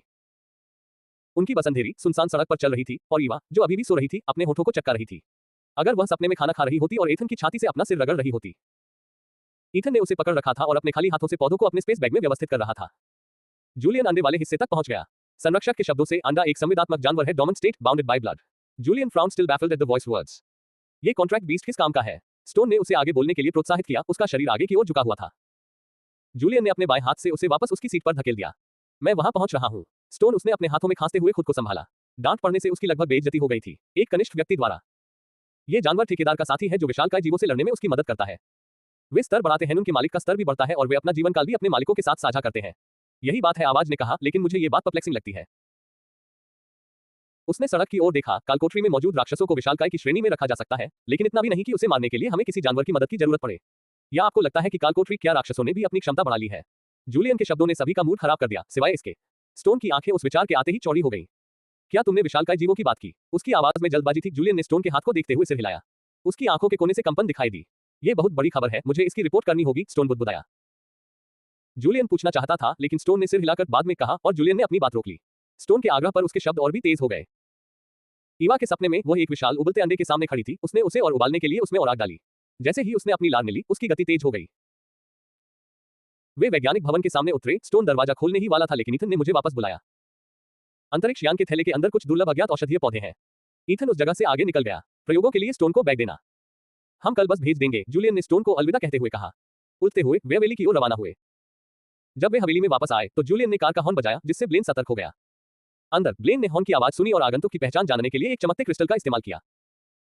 उन्हें उम्मीद थी कि उनके मालिक सुरक्षित होंगे। 6 दिनों से उनसे कोई संपर्क नहीं हुआ था। शक्ति असफलता ने उन्हें चौंका दिया। सब कुछ सामान्य दिनों जैसा ही लग रहा था जब तक कि बिजली नहीं चली गई और प्रौद्योगिकियां काम करना बंद कर दी। उसने गेट खोला, ड्राइवर के पास पहुंचा और रोशनी की मदद से उसे पहचान लिया। मालिक। वह तेजी से आगे बढ़ा और कार के अंदर आने के लिए गेट खोल दिया। मास्टर्स, आप हैं पीछे। उन्हें सुरक्षित देखकर ब्लेन की आवाज राहत से भर गई थी। हाँ ब्लेन, हमारे लिए नहाने का पानी तैयार करो। ईथन ने हवेली में प्रवेश करते हुए निर्देश दिए। ईवा उसके हाथों में थी। जूलियन ने अभिवादन के रूप में ब्लेन के कंधों पर थपथपाया और हवेली में चला गया। ईवा की आंखें धीरे से खुली और उसने जम्हाई लेते हुए पलकें झपकाई। क्या हम वापस आ गए हैं? उसकी आवाज भारी थी, उसकी इच्छा के अनुसार नींद के साथ। क्या आप स्नान करना चाहते हैं या पहले खाना खाना चाहते हैं? ईथन ने धीरे से पूछा जैसे ही वह उसने उसे अपने सोफे पर लिटा दिया। ईवा कुर्सी से कमजोर होकर टिक गई, उसमें हिलने डुलने की ताकत नहीं थी। समय क्या हुआ है? वह बाहर के अंधेरे से भ्रमित होकर उसने पूछा। ईथन द्वारा अपने कपड़े उतारने की कोशिश रुक गई। मुझे जूलियन से समय मांगना होगा। जूलियन ऐसे अंदर आया मानो उसने किसी को बुलाया हो। उसने एथन के दरवाजे पर दस्तक देने की जहमत नहीं उठाई। उसका लक्ष्य से ईवा को अपने कमरे में ले जाना था। मैंने अपना नाम सुना। जूलियन ने देखा कि ईवा जाग गई है और उसकी आंखें चमक उठी। समय? एथन ने अपने कपड़े उतारते हुए पूछा। जूलियन ईवा की ओर बढ़ा और अपनी धुंधली घड़ी देखी। सुबह 9 बजे। सुबह है। ईवा उठ बैठी, फिर उसे कुछ याद आया। एक विशाल सुनहरे भूरे रंग का कमरे में एक अंडा प्रकट हुआ। क्या आप इसे पकाने के लिए शेफ के पास ले जाने में मेरी मदद कर सकते हैं? मैं इसे आप दोनों के साथ साझा कर रहा हूं। ईवा ने कहा। उसके भावहीन चेहरे के बावजूद उसने उदारतापूर्वक जवाब दिया। उन्होंने उस परिचित अंडे को पहचान लिया। यह उसका अनुबंधित पशु था। अध्याय 52 है भगवान। ईवा की उंगलियां कांपने लगी और उसकी आंखें धीरे धीरे खुल गईं। धुंधली दृष्टि से उसने चट्टानों को देखा, उसकी ओर तेजी से बढ़ रहा था। क्या मैं यही मरने वाला हूँ? हाँ, बहुत थकी हुई हूँ। ये सोचकर उसकी आंखें बंद हो गईं, लेकिन फिर भी दरवाजा खुला और वह आखिरी क्षण में बच निकली, लेकिन कुछ पत्थर के टुकड़े उसके शरीर में घुस गए। हाथों और पैरों से खून के छींटे निकले, जिससे उसका पूरा शरीर भीग गया। आह, खांसी, खांसी। उसकी दर्द भरी आंखों से आंसू टपक रहे थे, गर्म पत्थरों के दर्द से कराह रही थी। उसके शरीर में असहनीय पीड़ा हो रही थी। ऐसा लग रहा था मानो उसका खून गर्मी से झुलस रहा हो। उसके शरीर से गुजरते हुए उसकी त्वचा जल रही थी। वह लड़खड़ाकर आगे गिरी और मुंह के बल जमीन पर जा गिरी। तभी उसने देखा कि उसके आसपास का वातावरण बर्फीला हो गया है। बर्फीला तूफान। वो हिल नहीं सकी और बर्फीली बर्फ में धंस गई। ठंड से कुछ राहत मिली, जिससे रास्ता खुल गया। उसने अपने मुंह से बर्फ निगलकर अपनी प्यास बुझाई। सांस लेते हुए वो कमजोरी से उठ बैठी और अपने आसपास का जायजा लिया, और जैसे कि ज्वालामुखी के कारण चारों ओर सफेद बर्फ ही बर्फ थी। जमीन पर गिरते हुए उसने आसमान की ओर देखा। उस समय वह स्वीकार कर उस समय वह स्वीकार करने ही वाली थी जब जूलियन का झुंझला देने वाला चेहरा और एथन का ठंडा चेहरा उसके दिमाग में गूंज उठा। तो उसकी किस्मत का क्या हुआ?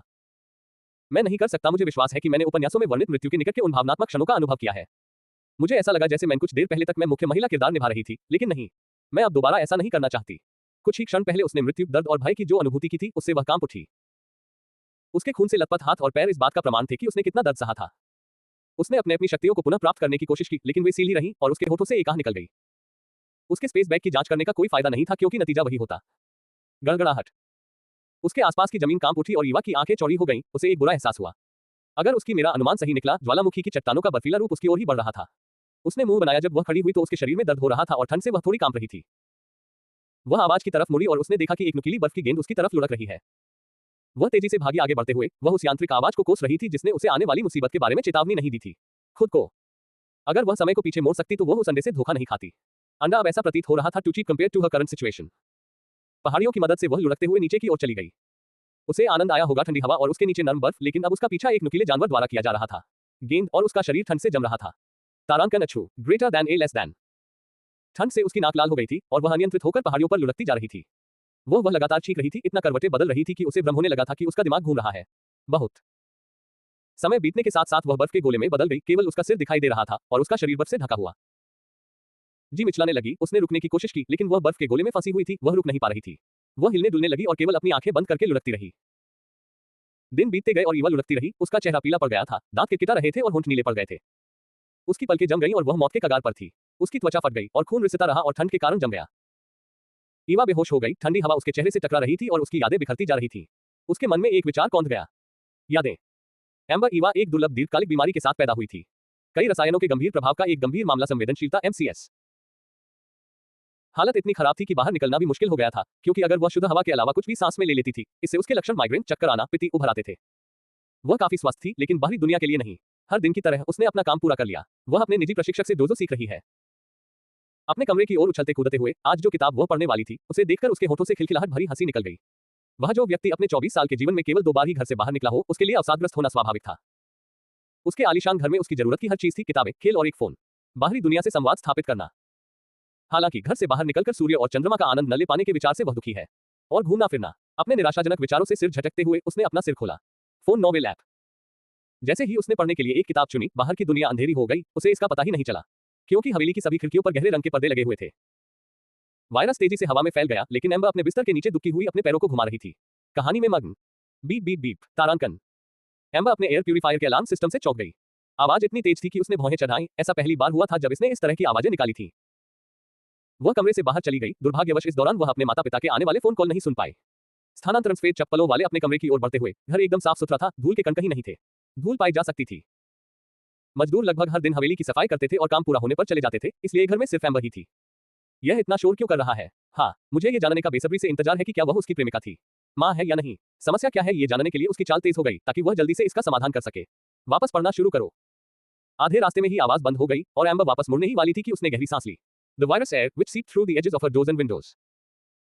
लक्षण अचानक से बहुत तेजी से उभर आए। सिर में तेज दर्द होने लगा और उसकी दृष्टि धुंधली हो गई। धुंधला। उसने अपने गले को नाखूनों से खरोचा। सांस लेने में कठिनाई महसूस हो रही थी और उसके पैर कमजोर पड़ गए। अंततः वह गिर पड़ी। आधार। कुछ मिनट बीतते गए और उसके चेहरे पर दरारें पड़ने लगी। उसकी आंखें काली पड़ने लगी और उसकी त्वचा चौंकाने वाली गति से क्षय हो रहा है। एम्बर पहली ज़ॉम्बी थी। उसकी प्रतिरक्षा प्रणाली इतनी कमजोर थी कि वह ज़ॉम्बी से लड़ नहीं सकती थी। ज़ोंबी वायरस के खिलाफ उसके पास जीतने का कोई मौका नहीं था, लेकिन चमत्कारिक रूप से वह अपनी कुछ शक्ति बचा पाए। इंसानियत। तारांकन तारांकन उपस्थित तारांकन तारांकन तारांकन।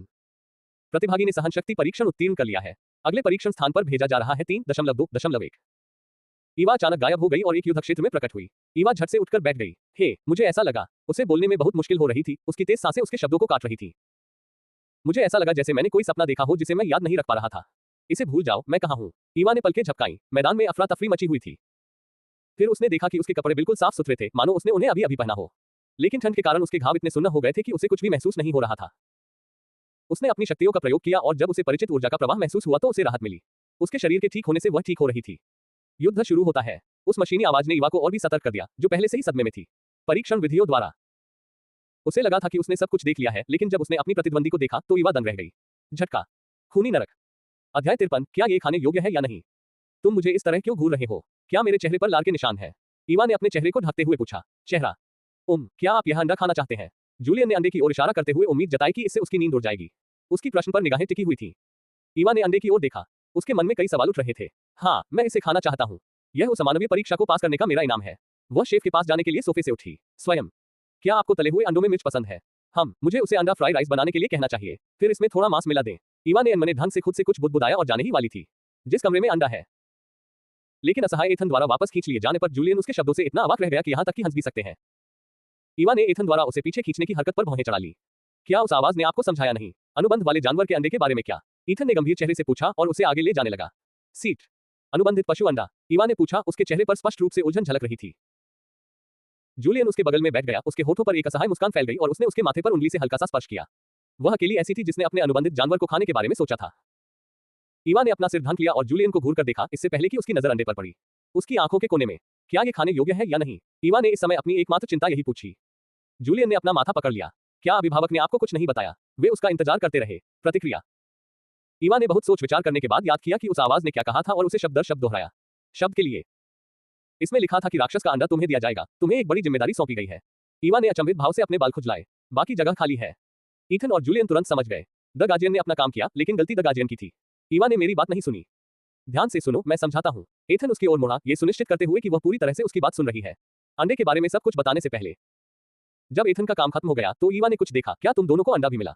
उसमें है आपका रहने का स्थान। मुझे दिखाओ, मुझे दिखाओ। ईवा की आवाज उत्साह से भरी हुई थी। उन तीनों के लिए एक रहने की जगह होने का विचार आया। वे कितने खाने योग्य राक्षसों को खाएंगे? पिछला। सकारात्मक परिणाम की उम्मीद में वह बेचैनी से अपने हाथों को आपस में रगड़ती रही और उन्हें देखती रही। उत्तर। उसे इतना चिंतित देखकर उन्होंने सिर हिलाया, लेकिन जूलियन के शब्दों से उनका उत्साह थोड़ा कम हो गया। मेरा अंतरिक्ष में मेरे संपर्क में आए जानवर के अलावा कोई भी जीवित प्राणी नहीं रह सकता। मैंने इसका आकार नहीं देखा है अभी तक नहीं। एथन को एहसास हुआ कि उसने अपना चेक नहीं किया था। वे अपने अपने परिवेश का मानसिक आकलन करते हुए चुप हो गए। ईवा उत्साहित हो गई, उसके निजी स्थान के बारे में सोचते ही तुरंत। उन दोनों ने एक विशाल गोदाम देखा जो चौड़ा था। अनुमान के अनुसार वह लंबाई में भी विशाल था। वैज्ञानिकों की इमारत से उनके घर तक। वे आश्चर्यचकित और संतुष्ट थे। उन्हें स्पेस बैग ले जाने की कोई आवश्यकता नहीं थी, ये पर्याप्त से भी अधिक था। जब उन्होंने ये खुशखबरी सुनाई तो ईवा उनके लिए खुश थी। वो उन्हें अपना दिखाने के लिए बेताब थी। अपनी, चलो मैं तुम्हें अपनी दिखाती हूँ। उसने उनके हाथ पकड़े और फुसफुसाते हुए कहा, अंदर आओ, और वे किसी अन्य स्थान पर प्रकट हुआ। ईथन और जूलियन अपने आसपास के माहौल को देखकर दंग रह गए। ईथन खुद को रोक नहीं पाया और उकड़ू बैठ गया। मुट्ठी भर रेत उठा ले। रेत की किरकिराहट महसूस करते ही वह स्थान उसके लिए वास्तविक हो गया और उसके चेहरे पर भाव उभर आए। बदल गया। जूलियन ने अपनी त्वचा पर हवा का झोंका महसूस किया और जान गया कि यह दृश्य बिल्कुल वास्तविक है और फिर इससे पता चला कि चीजें प्लान की जा सकती हैं, जिससे उसके चेहरे के भाव बदल गए। ईवा, मुझे उम्मीद है कि तुमने अपने इस कमरे के बारे में किसी को नहीं बताया होगा, एथन ने गंभीर स्वर में कहा। ईवा ने पीछे मुड़कर उनकी कठोर निगाहों को देखा और जल्दी से अपना सिर हिलाया और उन्होंने आह भरी। राहत। किसी को भी ये पता न चलने देना कि तुम्हारा स्थान अलग है, जूलियन ने गंभीरता से चेतावनी दी। और एथन के मन में भी यही विचार आया, अगर दूसरों को पता चल जाए कि उसके हाथों में कितना बड़ा खजाना है, वे उसे नियंत्रित करना और उस पर अपना अधिकार जमाना चाहेंगे। ईवा ने दृढ़ता से सिर हिलाया। एक सर्वनाशकारी दुनिया में जहां भोजन महंगा था, एक ऐसी जगह जहां श्रम लागत के बिना विकास कर पाना एक अनमोल खजाना था। ठीक है, मैं सावधान रहूंगा। तो हमें यहाँ कौन सा जानवर पालना चाहिए? उसने अपने पैरों को आराम देते हुए पूछा। गहरी सोच में डूबी हुई वह अपनी ठुड्डी हाथ पर टिकाए खड़ी थी। अचानक किसी ने उसके सिर पर हाथ रखा और उसके गाल सिकुड़कर विकृत हो गए। क्या तुम्हें डर नहीं लगता? अब जब हम अपना रहस्य जानो। ईवा उनके चंगुल से भाग निकली। मुझे तुम दोनों पर भरोसा है और मैं तुम्हें अपने कमरे में कैद कर सकता हूँ। अनंत काल तक काम करो, मुफ्त श्रम बन जाओ। ईवा को यह विचार बेतुका और एक बुराई भरा लगा। उसके मन में हंसी फूट पड़ी। मवाहा था। जूलियन को उसकी निगाहों से रोंगटे खड़े हो गए, जबकि एथन को लगा कि काश उसे भी रहने के लिए कोई जगह मिल गई होती। वह ईवा को अपने करीब रख सकता था। ऐसा नहीं होने वाला है। अपने मन से उन अजीब विचारों को निकाल दे। जूलियन उसने उसके सिर पर थपथपाकर उसे सहलाया और जब उसके हाथ उसे मारने के लिए बढ़े तो वह झट से बच गया। आप यहाँ क्या बोने जा रहे हैं? ईथन ने यह सोचकर पूछा कि इसे सिर्फ बढ़ाने में समय बर्बाद होगा। जानवर। ईवा को उनके लिए पैक किए गए बीज और फल याद आए और उसने उन्हें अपने पास से निकाल लिया। Space bag. यह अंदर से बहुत कुरकुरा और मीठा है, इसे जरूर चखें। ईवा ने लाल फल उनके हाथों में रख दिया और उसने अपने बैग में अन्य फलों और मांस की तलाश की। जब वह अपने द्वारा लाई गई चीजें बाहर निकालकर समाप्त कर चुकी थी, तब तक एथन और जूलियन के हाथ पूरी तरह से भर चुके थे। उन्हें उनकी इस नेक भावना से उनके दिल को सुकून मिला। मैं तुम्हारे लिए भी कुछ लाई हूँ। एथन सबसे पहले उसने ही यह बात कही, लेकिन यह न जानते हुए रुक गया कि उसकी मौजूदगी से उसकी मौजूदगी पर किसी तरह का असर पड़ेगा या नहीं। जब हम बाहर जाएंगे तो मैं इसे आपको सौंप दूंगा। जूलियन की बातों से ईवा की आंखें और भी चमक उठी। मैं पीछे नहीं रहना चाहता था, इसलिए मैंने तुम्हारे लिए ढेर सारा मांस पैक कर दिया। ईवा ने जूलियन की ओर सिर घुमाया और ये देखकर कि वह मजाक नहीं कर रहा था, उसने झट से उसे पकड़ लिया। उन्होंने उसे अकेला छोड़ दिया। उस सुबह ईवा की थाली चमकदार मांस से भरी हुई थी और उसका मुंह पहले से ही ललचा रहा था। चबाने में व्यस्त। बीजों को फेंकना मत। ईवा ने उन्हें याद दिलाया और अपना ध्यान वापस अपने भोजन पर केंद्रित कर लिया। वे उन्हें खाते हुए देखते हुए उनके आसपास का वातावरण गर्म हो गया और वे एक आरामदायक चुप्पी में डूब गए। उनके बर्तन प्लेट पर खटक रहे थे। इस गर्मजोशी भरे माहौल के बिल्कुल विपरीत सेलेना थी, जो अपने आत्मसंदेह का सामना कर रही थी। लाइट चालू नहीं की गई थी। उसके हाथ उसके पैरों के चारों ओर लिपटे हुए थे। अज्ञात का भय उसे सता रहा था। नहीं, मैं ऐसे ही नहीं कर सकती। यहाँ रहें। मुझे एक मजबूत समर्थक की जरूरत है। मुझे इनकी जरूरत है। वह असुरक्षित महसूस करते हुए अपने हाथ नीचे कर लेती है। अंधेरा छा गया, पानी का टैक्स बढ़ गया था। उसके पास पैसों की कमी हो रही थी और उसे यकीन नहीं था कि वह अपने किराए और एयर कंडीशनिंग का भुगतान कर पाएगी। साथ अपनी स्थिति की वास्तविकता को देखते हुए उसे अपने पूर्व प्रेमी के साथ संबंध न रखने का पछतावा था। पति। ऐसी परिस्थितियों में वे काफी मददगार साबित हो सकते थे। उसने जल्दी से कपड़े पहने और चली गई। घर। बस में चढ़ते हुए उसने उन्हें एक जाना पहचाना पता बताया। अध्याय 54 शेफ सैन, आप कहाँ हैं? उसके हाथ मुट्ठी की तरह उसकी टांगों पर जकड़े हुए थे। वह बहुत घबराई हुई थी, लेकिन उसकी निगाहें स्थिर थीं। सफलता पाने का उसका दृढ़ संकल्प और महत्वाकांक्षा, भले ही उसने अंगूठी का इस्तेमाल सौदेबाजी के हथियार के रूप में किया हो। उसके पास पैसे नहीं है, कोई टीम के साथी नहीं है और वह एक विदेशी शहर में है। वह खिड़की से बाहर देखती रही और वह अंधकार में शहर सम्मोहन में डूबा हुआ अपने अतीत की यादों में खोया हुआ था। ईवा और बाकी सब अपने अंडों के सामने खड़े थे। ईवा ने भी उनका अनुसरण किया और अपने अंडों को फाड़ दिया। हथेली पर हाथ रखकर उसने अंडे पर खून की कुछ बूंदें दबाई। अंडा थोड़ा सा कांप उठा, उसका रंग और भी चमकीला हो गया और उस पर प्राचीन प्रतीक उभर आए। ये धीमी गति से चक्कर लगाता है और फिर रुक जाता है। फिर प्रकाश की एक चमक अंडे से निकली और अंदर प्रवेश कर गई। उनके शरीर में उन्हें एक गर्मजोशी का एहसास हुआ। वे अंडे से आती हुई धड़कन को महसूस कर सकते थे। अपने भीतर के राक्षस से गहरा जुड़ाव महसूस करना। ईवा ने एक लंबी आह भरी, वह अब भी निराश थी। That she couldn't eat the egg. Eva आगे बढ़ी और अंडे को थपथपाया। जल्दी बड़े हो जाओ और बदले में मुझे ढूंढो, तुम्हें न खाने के लिए। उसकी आवाज नर्म थी, लेकिन धमकी स्पष्ट थी। अंडा थोड़ा सा कांप उठा, मानो प्रतिक्रिया दे रहा हो। ईथन को उसमें कुछ भी गलत नहीं लगा। जूलियन को उस बेचारे जानवर पर दया आ रही थी, जिसका मालिक ऐसा था। ईवा ने अपने कमरे से एक ड्रमस्टिक निकाली और उसे जोर जोर से चबाने लगी, मानो वह अपना गुस्सा निकाल रही हो। हताशा में उनकी निगाहें खुद पर महसूस करते हुए उसने एक प्लेट निकाली और उनके सामने रख दी। दिशा, मुझे उम्मीद है कि आपने अपनी जगह सिर्फ मांस से नहीं भरी होगी। आपको सब्जियों की भी जरूरत है। एथनस ने उसके हाथों से प्लेट लेते हुए पूछा। ईवा उसके शब्दों को सुनकर लगभग दम घुटने लगी। क्या? मैंने कुछ सब्जियां पैक की हैं, आपको किसने बताया? ईवा हकलाने लगी। पके हुए व्यंजनों के ढेर को याद करते हुए उसने अपना चेहरा सीधा रखने की कोशिश की। उसके कमरे में मांस। क्या शेफ ने उसकी शिकायत की? चावल और नूडल्स जैसे बुनियादी खाद्य पदार्थ थे, ठीक है, लेकिन उसे वो फीकी अजीब स्वाद वाली हरी सब्जियां क्यों खानी पड़ी? उनकी उठी हुई भौहें देखकर हे आह, मैं कुछ भूल गई थी। ईवा अजीब तरह से हंस पड़ी और वह कमरे से भाग निकली। उसका अगला गंतव्य रसोई घर था। उसे धमकी देनी या रिश्वत देनी पड़ी। पेशेवर रसोइया। जूलियन ने एक ड्रमस्टिक उठाए और उसकी भागती हुई पीठ को घूरने लगा। वह झूठ बोल रहा है। ईथन गुनगुना रहा था। उसने शेफ को खाने में सब्जियां डालने के लिए कहने का ध्यान रखा। अभी से शुरू। वे अंडों की ओर मुड़ गए और उन्हें नहीं पता था कि वे कब फूटेंगे। शेफ ने ईवा को अपनी ओर आते देखा और झट से छिप गया। उसके हाथ सुन्न हो गए थे। वह सुबह से ही मांस तल रहा था और सोच रहा था कि उसे इतना ताजा मांस कहां से मिलता है। ईवा की भौहें तन गईं। उसे यकीन था कि उसने अभी अभी रसोई को देखा था। वह अचानक कहां चला गया? गायब हो जाना। शेफ सैन, तुम कहां हो? उसकी पुकार सुनकर वह तनाव में आ गया और अपनी सांस रोक ली। जब वह उसके छिपने की जगह से गुजरी तो उसने अपनी रुकी हुई सांस छोड़ी। आपको पाया। अचानक उसकी तरफ से ईवा की आवाज सुनाई दी। आह! आदमी ने अपना सीना पकड़ लिया और दीवार से टिक गया। ईवा उकड़ू बैठी उसका इंतजार कर रही थी, सांस लेने के लिए। मिस ईवा, आप यहाँ हैं? आदमी हकलाते हुए बोला। उसका चेहरा और भी बिगड़ गया था। रोने से बेहतर। उन्हें खाना बनाना बहुत पसंद था, लेकिन उनकी मांगें बहुत ज्यादा थी। वह बस खाना बनाना चाहते थे। शांति भंग। तुम क्यों भाग रहे थे? तुम मुझसे भाग तो नहीं रहे हो ना? ईवा की निगाहें सिकुड़ गईं और उसके चेहरे पर अपराधबोध की एक झलक दिखाई दी। मुखबिर, क्या तुमने एथन को बताया कि तुमने मेरे लिए 2 बाल्टी मांस तला है? उस आदमी ने ऊपर उसकी ओर देखा, सवाल पूछा और उसकी उदास आंखों से सामना हुआ। मिस ईवा, मैंने मास्टर एथन से कुछ नहीं कहा। मैंने उसे आज नहीं देखा। उसके लहजे में ईमानदारी थी। वह झूठ नहीं बोल रहा है, मेरा यही अनुमान है। गलत? क्या ये बटलर हो सकता है? क्या बटलर ने तुम्हें मेरा मांस पकाते हुए देखा? उस आदमी ने सोच विचार भरे भाव से पूछा। मुझे याद आया कि बटलर ने पूछा था कि वह किसके लिए खाना बना रहा है। उसने सिर हिलाया और मैंने उसके चेहरे के भावों में अचानक आए बदलाव को देखा और सोचा कि कुछ गंभीर बात है। जो हुआ वह बस इतना ही कहना चाहता था कि वह मुड़कर चली जाए। मैं बटलर को रिश्वत कैसे दूंगा? मैं उसे रिश्वत के तौर पर क्या दूंगा? हाँ, कठिन प्रतिद्वंद्वी। अब क्या करें? हाँ, मैं सब्जियों को अपने पेट में भेजते समय उन्हें खाने का नाटक कर सकता हूँ।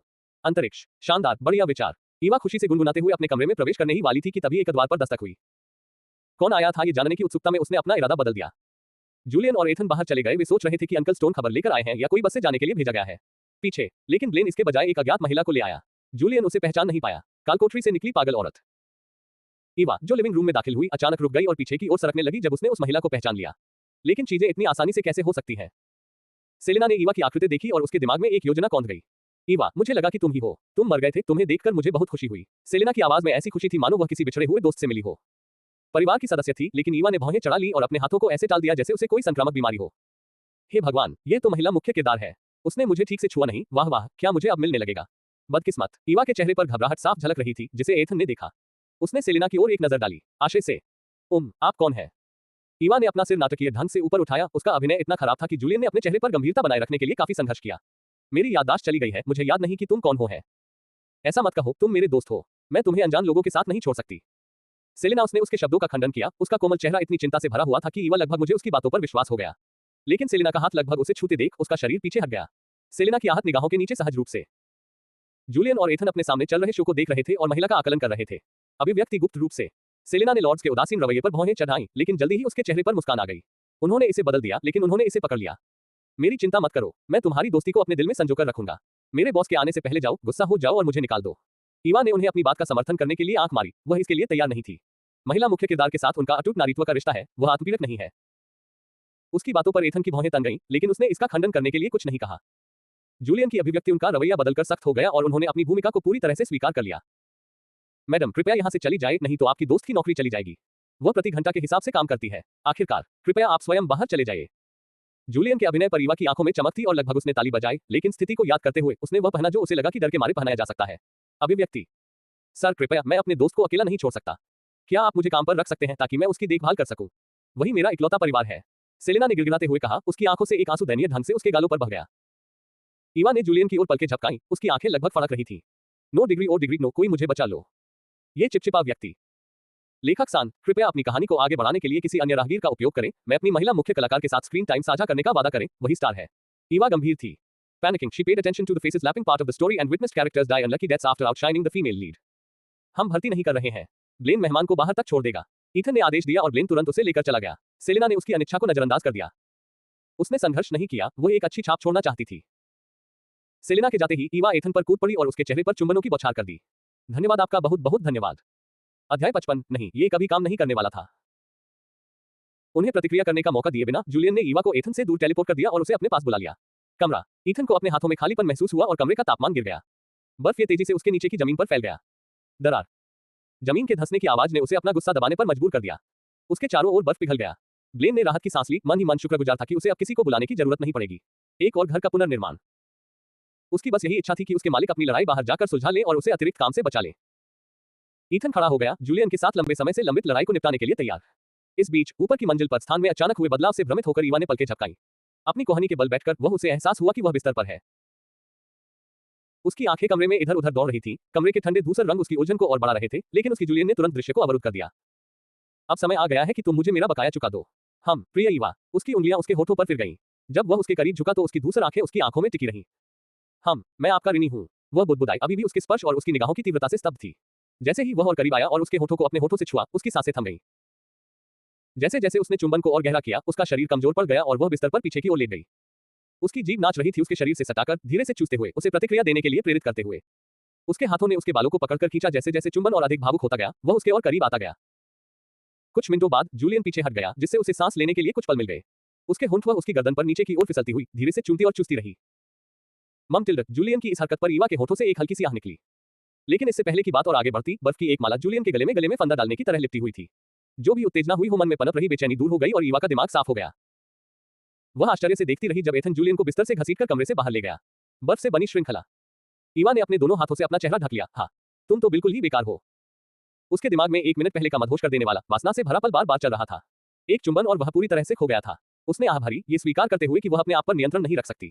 उन्हें ये सोचकर उसका दिल हल्का हो गया और उसे एथन का उदास चेहरा याद आ गया और वह जान गई कि उनके बीच लड़ाई होने वाली थी। वह एक अच्छी टीममेट की तरह लड़ाई को रोकने के लिए बिस्तर से उठी। लेकिन पहले मांस ड्रमस्टिक्स ठीक है, बेहतर दृश्यता के लिए क्रिस्टल भी ठीक है। उसने एक चीज और एक कुर्सी उठाई। Before heading in that direction where she could hear the sounds of a fight. प्रशिक्षण क्षेत्र में प्रवेश करते हुए उसने अपनी कुर्सी ऐसी जगह रखी जहां से वह सारी गतिविधि देख सके।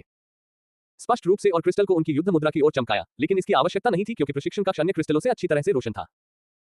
बैठकर उसने अपने कमरे में रखे पानी से अपने हाथ धोए और फिर अपना सामान लेकर आए। खांसी के लिए ड्रमस्टिक। लड़ाई का आनंद लें। वह बड़े बड़े निवाले ले रही थी और उस भीषण झड़प को ऐसे देख रही थी मानो एथन सचमुच जूलियन की हत्या कर देगा। लेकिन उसने उन्हें रोकने की कोई कोशिश नहीं की क्योंकि वह जानती थी कि वे एक दूसरे को मार नहीं सकते। ये असली थे और वह उन्हें जल्दी ठीक कर सकती थी। जूलियन की तलवार एथन की तलवार से टकराई, लेकिन एथन ने उसे पीछे धकेल दिया। उसने एक और तलवार बनाई। तलवार ने जूलियन के बगल में वार किया और पहला खून बहाया। जूलियन ने पलटवार करते हुए अपनी तलवार दूसरे हाथ में ले ली और एथन पर वार कर दिया। छाती उन्हें बराबर करते हुए। ईवा तल्लीन होकर देख रही थी, पानी की एक घूंट ले रही थी और जैसे ही कोई और कटोरा आता, वह पानी निकाल लेती। लड़ाई जारी रही। ईथन ने आकाश में अनगिनत बर्फीले खंजर तैरा दिए, अपने हाथ के एक इशारे से वे सभी जूलियन पर वार बरसने लगे, जिसने उन्हें हवा में ही रोक दिया, लेकिन जल्द ही उस पर एक खंजर से हमला कर दिया गया। ईथन का हाथ बर्फ की एक लंबी जंजीर थी जिसके सिरों पर एक खंजर बंधा हुआ था। ईथन ने जंजीर को हवा में उछाला, इसे जूलियन की दिशा में लॉन्च करना। जूलियन ने अपने ऊपर जमे हुए खंजर को काट दिया। ईथन के हमले से बचते हुए उसकी तलवार के वार से खंजर चकनाचूर हो गए और इधर उधर बिखर गए। ईवा झुकी हुई थी, उसका सिर एक तरफ झुका हुआ था और उसके बगल की दीवार में बर्फ का एक नुकीला टुकड़ा धंसा हुआ था। वह ऐसे खाना खा रही थी मानो कुछ ही पल पहले उसके सिर में छेद होने वाला ही न हो। जूलियन की तलवार से खंजर की जंजीर जमीन पर पटक दी गई और वह टेलीपोर्ट होकर उसकी ओर बढ़ गया। ईथन उनके बीच की दूरी को कम करने की कोशिश कर रहा था। पास आकर उसने अपने पैर आगे बढ़ाए और ईथन ने अपने हाथों से उस वार को रोक दिया। अपने हाथों को जानवरों के पंजों में बदलते हुए उसने जूलियन की छाती पर वार किया। फाड़ना। जूलियन बच निकला, लेकिन उसके कपड़े फट गए और खून की बूंदें उसके शरीर से बहने लगी। छाती। यो, क्या तुम अपने मुंह बोले भाई को मारना चाहते हो? जूलियन ने थकी हुई आह भरते हुए कहा और फिर अपने कपड़े उतार दिए। उसके फटे हुए कपड़े, उसकी मांसपेशियां स्पष्ट रूप से दिखाई दे रही थी। ईवा का मुंह खुला रह गया, उसका मांस लगभग उसके मुंह से फिसलकर बाहर निकल रहा है। ओह, मुझे इतनी मांसल कामुकता याद क्यों नहीं आई? उसकी निगाहें निशानों का पीछा करती रहीं। खून और पसीने की बूंदें धीरे-धीरे उसकी छाती से नीचे बह रही थी। जूलियन ने उसकी तीव्र निगाहों को महसूस किया और मुड़कर देखा तो ईवा को वहां देखकर आश्चर्यचकित रह गया। ईथन ने उसकी दृष्टि का अनुसरण किया और देखा कि ईवा का मुंह खुला हुआ था। उसके बगल में थे ice shards embedded in the wall and his heart nearly stopped. उनकी निगाहों से चौंककर वह होश में आए और झटपट अपना निवाला निगल लिया। जारी रखो, मुझे नजरअंदाज करो, उसने उत्साहवर्धन के तौर पर मुट्ठी उठाते हुए खुशी से जयकार की। कौन सा सामान्य व्यक्ति अपने टीम के साथियों को नहीं, अपने पतियों को लड़ने देता है? आपको ऐसा करना चाहिए। हमें रोको। जूलियन ने जानबूझकर पति शब्द कहे। ईवा कुछ देर रुकी, उसकी निगाहें गंभीरता से भरी हुई थीं। हमारी शादी कब हुई, हमें तो ये भी याद नहीं है। यह अवधि पुरानी हो सकती है और शायद कभी समाप्त भी न हो। हम अपना वाक्य पूरा करें। ईथन की ठंडी आवाज में धमकियां थीं और ईवा ने उनकी भयावहता को महसूस किया। वह उसे घूरती है, मानो उसे अपनी बात पूरी करने की चुनौती दे रही हो। खतरे को भांपते हुए ईवा डर गई और पीछे हट गई। हम एक साथ हैं। मैं तो बस एक उदाहरण दे रहा था। हे, वह घबराकर हंस पड़ी। उसे लग रहा था कि अगर उसने इसे स्पष्ट नहीं किया तो वह कभी भी इसे सुलझा नहीं पाएगी। इस घर को फिर से छोड़ना। क्या इस दुनिया में डेटिंग से पहले शादी आती है? सब कुछ इतना तेज क्यों है? जहां है, क्या मैं मंच पर नखरे दिखाऊं? फिर चुंबन के समय उसके स्तब्ध चेहरे की यादें कौंध जाती हैं। उसका दिमाग, नहीं, ये कभी काम नहीं करने वाला था। उसने खुद को तसल्ली देने के लिए मांस का एक टुकड़ा खाया और उनके चेहरों को सामान्य होते हुए देखा। उसकी सहमति पर जूलियन के होंठ ऊपर की ओर मुड़ गए। वह जानता था कि अगर उसने कभी इसका जिक्र नहीं किया तो वे सिर्फ टीम के साथी ही बने रहेंगे। वह चाहता है कि वह उसकी हो जाए और बॉयफ्रेंड का दर्जा उसके लिए मायने नहीं रखता। पर्याप्त सुरक्षित। हमारी लड़ाई के बाद हम शादी का प्रमाण पत्र ले लेंगे, इससे पहले कि वह अपना मन बदल ले। एथन का आवाज इतनी धीमी थी कि केवल वही सुन सके। वह गुनगुनाया और जल्दी से उनकी लड़ाई खत्म करना चाहता था। बेखबर ईवा अपना खाना चबा रही थी, उसकी निगाहें जूलियन के एब्स पर टिकी हुई थी। अध्याय 56, मैं सांस नहीं ले पा रही हूं। स्टोन 2 अंतरिक्ष शक्ति उपयोगकर्ताओं को गवाह बनाकर ऊपरी चोटियों पर गया। उन्होंने बताया वैज्ञानिक संघ के प्रभारी प्रशासक ने जो कुछ भी हुआ उसकी सारी जानकारी दी। कठोर चेहरे वाला वह व्यक्ति पहले तो शांति से सुनता रहा और फिर तुरंत खड़ा हो गया। क्या आपके पास अपनी कही बात का कोई सबूत है? उस आदमी ने कांपती हुई आवाज में पूछा। भावना, मेरे भतीजों के पास अंडे हैं और ये वे दुर्लभ पौधे हैं जो वे अपने साथ लाए हैं। स्टोन ने अपने स्पेस बैग से पौधे निकालते हुए कहा। उस आदमी के हाथ कांप रहे थे। पौधों को देखकर वह उत्साहित हो गया। दूसरों को ये खबर देने से पहले मुझे अंडे देखने होंगे, उस व्यक्ति ने जोर देकर कहा। अपने परिय शब्द सुनकर स्टोन खड़ा हो गया। ठीक है, मैं आगे आगे चलूंगा। वे वैज्ञानिकों के संग से तुरंत निकलकर अपने घर की ओर चल पड़े। गंभीर चेहरे वाला आदमी स्टोन की बातों पर विश्वास तो था, लेकिन अन्य प्रशासकों को दिखाने के लिए सबूत की जरूरत थी। यह मानव जाति के लिए एक बहुत बड़ी खोज है, वे अंततः सतह पर लौट सकते हैं। लेकिन एजविली हवा को याद करते हुए उसका उत्साह थोड़ा कम हो गया। उसने इसे ये सोचकर टाल दिया कि अगर ऐसे जानवर मौजूद हैं तो उन्हें जल्दी कोई ना कोई मिल जाएगा। जहर का समाधान। एक बार फिर आशावादी महसूस करते हुए वह बेसब्री से उनके हवेली पहुंचने का इंतजार करने लगा। इसी बीच एथन और जूलियन बिना शर्ट पहने केवल अपने हाथों का इस्तेमाल करते हुए लड़ रहे थे, जबकि ईवा उनका हौसला बढ़ा रही थी। उसके हाथ में ड्रमस्टिक थी। जाना, ईथन, तुम कर सकते हो, जूलियन। उसकी जोरदार आवाज सुनकर दोनों आदमी विचलित हो गए और उनकी लड़ाई की तीव्रता कम हो गई और ऐसा लगने लगा जैसे ये सिर्फ उसके मनोरंजन के लिए लड़ी जा रही हो। ईथन, जो जूलियन को अधमरा छोड़ देना चाहता था, अपने गुस्से को काबू में नहीं कर सका। हमें रुक जाना चाहिए, हम बाद में लड़ेंगे जब वह यहाँ नहीं होगी। जूलियन ने तुरंत सहमति में सिर हिलाया। उसका ध्यान उसके शरीर और उस पर टिकी उसकी तीव्र निगाहों से भटक गया था। Abrupt cheers. विवाह प्रमाण पत्र प्राप्त करने का विचार भी उनके मन में व्याप्त था। वे रुक गए और अनजान ईवा की ओर मुड़ गए। इतनी जोर शोर से हौसला अफजाई करने के बाद भी कोई नहीं जीता। आपने लड़ना क्यों बंद कर दिया? यह दिलचस्प होता जा रहा था। उसके लहजे में निराशा झलक रही थी, लेकिन वह झट से उनकी नंगी छाती की ओर मुड़ गई और उसके करीब आ गई। उसकी आंखें गिनती कर रही थी, मानसिक रूप से पंक्तियां बनाए। 8 तारांकन, मिमी, उनकी मत्स्यांगना जैसी रेखाएं। वह मदहोशी में बुदबुदाई। उसने उन्हें देखा, मुंह हिल रहे थे, लेकिन उसे कुछ सुनाई नहीं दिया। वह बस चुपचाप सिर हिलाती रही। उन्होंने कहा, क्या तुम हमसे शादी करोगी? हमेशा के लिए हमारे हो जाओगे? एथन ने धीरे से पूछा, उसकी नीली आंखें उसकी आंखों में टकटकी लगाए हुए। उसने सिर हिलाया, लेकिन एथन की आंखों में खुशी की चमक थी, भले ही वह अभी भी सदमे में था। वह अपने शब्दों को कभी वापस नहीं ले सकती थी। जूलियन उसके करीब आया, उसके हाथ पकड़कर धीरे धीरे अपने पेट की मांसपेशियों की रेखाओं को सहलाने लगा। सिर हिलाकर सहमति देना, अगर आप आज ही विवाह प्रमाण पत्र बनवाने के लिए सहमत हो जाएं। उसकी आवाज मोहक फुसफुसाहट जैसी थी और दिमागी रूप से कमजोर ईवा ने सिर हिलाया। उनके होठों पर प्रसन्नता भरी मुस्कान फैल गई। बिना देरी किए एथन उसे बाहर ले गया। ट्रेनिंग रूम में जूलियन को बस की चाबियां मिल रही थी। उसी क्षण ईवा होश में आ गई। वह अपनी तंद्रा से बाहर निकली और उसे एहसास हुआ कि कुछ बहुत गलत हो रहा है। उनके पहले कहे गए शब्द स्पष्ट हो गए। इंतजार, आप ऐसा नहीं कर सकते। मैंने किसी भी बात पर सहमति नहीं दी। उसने एथन की पकड़ से छूटने की कोशिश की, लेकिन उसकी पकड़ उस पर बहुत मजबूत थी। तुम मान गई थी, अब झगड़ने का कोई फायदा नहीं। एथन ने कमरे में प्रवेश करते हुए उसकी पीठ पर धीरे से थपथपाया। कार। जूलियन ने झटपट कार स्टॉप की और चला गया। ईवा तेज रफ्तार से आती कार को देखती रही और खोई हुई सी निगाहों से एथन की बाहों में लेटी रही। क्या मैं खुद को इतनी आसानी से बेच सकता हूँ? अविश्वसनीय। उनके बेहद आकर्षक शरीर ने मुझे कुछ देर के लिए विचलित कर दिया। दूसरा, और अब मेरी शादी हो चुकी है। ये सब कैसे हुआ? कोष्टक विस्मयादिबोधक चिन्ह उद्धरण। उसके विचार थे जब उसने अपनी ठुड्डी ऊपर उठते हुए महसूस किया तो उसकी बातचीत रुक गई। उसकी नजरें एथन की नीली आंखों से मिली। मैं वादा करता हूं कि मैं तुम्हें चोट नहीं पहुंचाऊंगा, बल्कि तुम्हारी देखभाल करूंगा और तुमसे प्यार करूंगा। लेकिन तुम्हें मुझे छोड़कर जाने की अनुमति नहीं है। और मैं, जूलियन ने ड्राइवर की सीट से चिल्लाकर कहा। ईवा ने एथन की आंखों में ईमानदारी महसूस की और उसके दिल को सुकून मिला, हालांकि वह अभी परेशान थी। उसने कितनी आसानी से विवाह प्रमाण पत्र के लिए सहमति दे दी। जब से वह यहाँ आई है, उसका जीवन पूरी तरह से नियंत्रण से बाहर हो गया है। उसे वे चीजें पसंद आने लगी थी और अब वे विवाह प्रमाण पत्र प्राप्त कर रहे थे। ऐसा कौन करता है? ठीक है, लेकिन शादीशुदा होने और बच्चे न होने के बावजूद हम अब भी डेट पर जाते हैं। जब उसने कांपते हाथों से एथन का कॉलर पकड़ा तो उसकी आंखें चौड़ी हो गईं और उसने उसे पकड़ लिया। क्या आप दोनों ने सुरक्षा का इस्तेमाल किया था? उसकी आवाज धीमी फुसफुसाहट जैसी थी। वह सब कुछ भूल चुकी थी। आह, क्या मैं गर्भवती हूँ? मैं अभी जवान हूँ, मैं अपना ख्याल भी नहीं रख सकता। बच्चे का सही ढंग से पालन पोषण करना। एथन को सिर हिलाते देख ईवा की दृष्टि धुंधली पड़ने लगी। मैं सांस नहीं ले पा रही हूँ। एथन ने उसकी यह बात सुनी। फुसफुसाते हुए उसने बेबसी से मुस्कुरा दिया। उसके गालों को चुटकी भरते हुए, चिंता मत करो, तुम बच्चा पैदा नहीं कर सकती इतनी आसानी से। उसकी अविश्वास भरी, दया भरी निगाहों को अपने निचले शरीर की ओर बढ़ते देख एथन उसे अपने माथे पर एक झुंझुनी महसूस हुई। वह उसे केवल बुनियादी ज्ञान ही समझा सका। मानव शरीर में आवश्यक पोषक तत्वों की कमी के कारण गर्भधारण करना दुर्लभ है। विटामिन। बच्चे इतने कमजोर होते हैं कि अगर उनकी ठीक से देखभाल न की जाए तो उनकी मृत्यु हो जाती है।